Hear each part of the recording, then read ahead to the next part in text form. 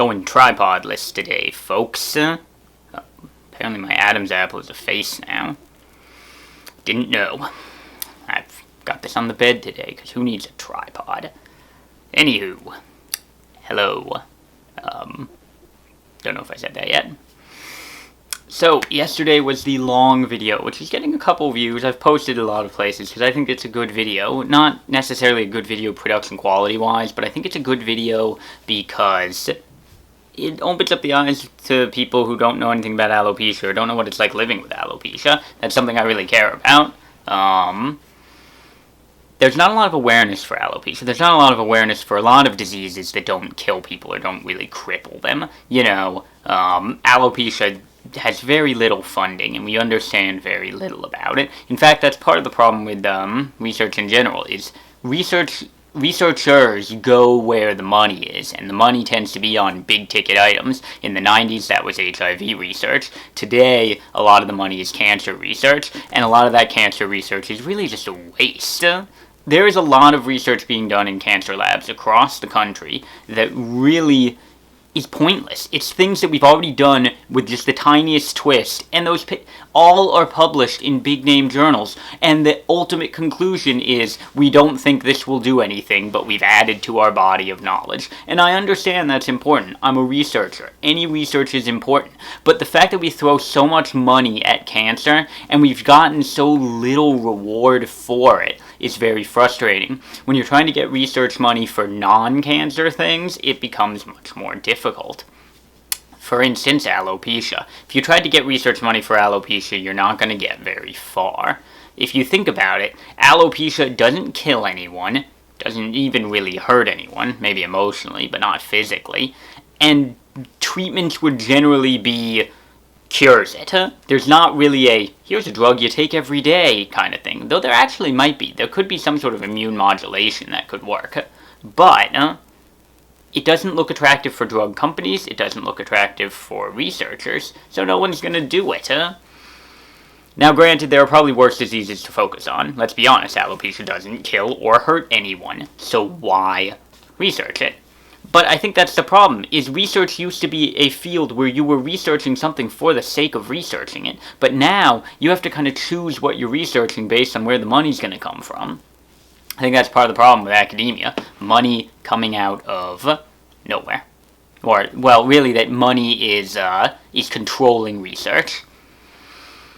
And I think that's a problem, and I think we need legislation on that, and we need other things too. Big-name universities like Harvard, MIT, their papers are almost always guaranteed to be published in Nature or some other big journal for whatever field you're in, whereas if you go to a small university, you're not going to have that same access, and you may not even be able to publish in a big journal, even if your research is just as good, because university name recognition is important. The whole academic system is much more corrupt than people realize. You think it's this egalitarian search for knowledge, but it's not. It's really just like a business. You're fighting for research dollars and you're fighting for research publications. But that's life. I'm hoping to see reforms in my lifetime, but I doubt it. And I'm going to segue now into the second point of today's video, which is also about money, and that is creator money. So I am a YouTube creator. There's many YouTube creators. A lot of them make lots of money. I make no money. That's a lie, actually. From my old videos, which did have ads, and I'll explain why these don't, I've made $2.50, which I will never be able to claim. So why don't the new videos have ads? Well, over time, I've discovered that I find YouTube ads to be very bad. And the reason for that is because creators really have no control over what ads are getting shown. I don't really want you to receive an ad for a product I wouldn't use, or a movie I wouldn't go to see, but I don't get to pick what ads are shown. They pick for me and just put them on there, and I don't like that. If I want to show you an ad, I'd want to show you something that I want to advertise, not something they want to advertise. So, to that end, a long time ago, Hank Green, who's a vlogbrother, created a site called Subbable, and then at the same time another site was created called Patreon. Now, Patreon is what remains today, and most of you have heard of it. Patreon is kind of a digital version of the old medieval patronage system. Benefactor of that was Shakespeare, who had a patron. So what were patrons? Patrons basically gave money to artists to do their work. You weren't paying them to do a job, per se. You were paying them to do what they were already doing, create. Shakespeare was given money to make more plays, because someone liked his early plays, and they gave him money to do more of them. Well, Patreon is the same thing. You give money to creators that you like the content from. And I like that, because it means you're getting to give your dollars to something you believe in, and only something you believe in. When you watch a YouTube ad, you're giving 1% of your dollars, fundamentally, 1% of your dollars to the creator, and 99% to YouTube and the advertisers.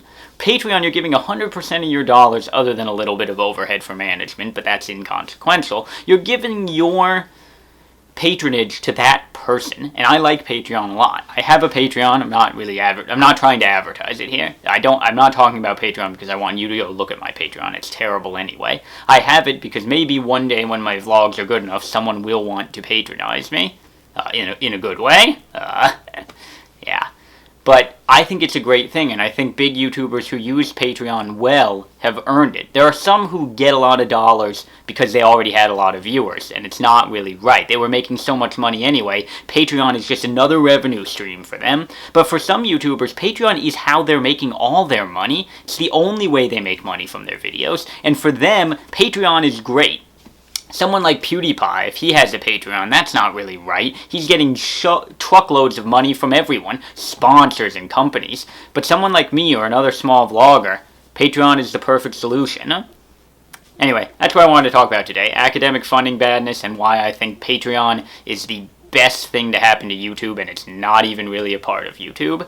So that's all I've got today. More chatty, longer video, but I think the content is good. If you agree, please like and subscribe down there. Leave a comment. Watch some other videos if you want. And as always, have a nice evening.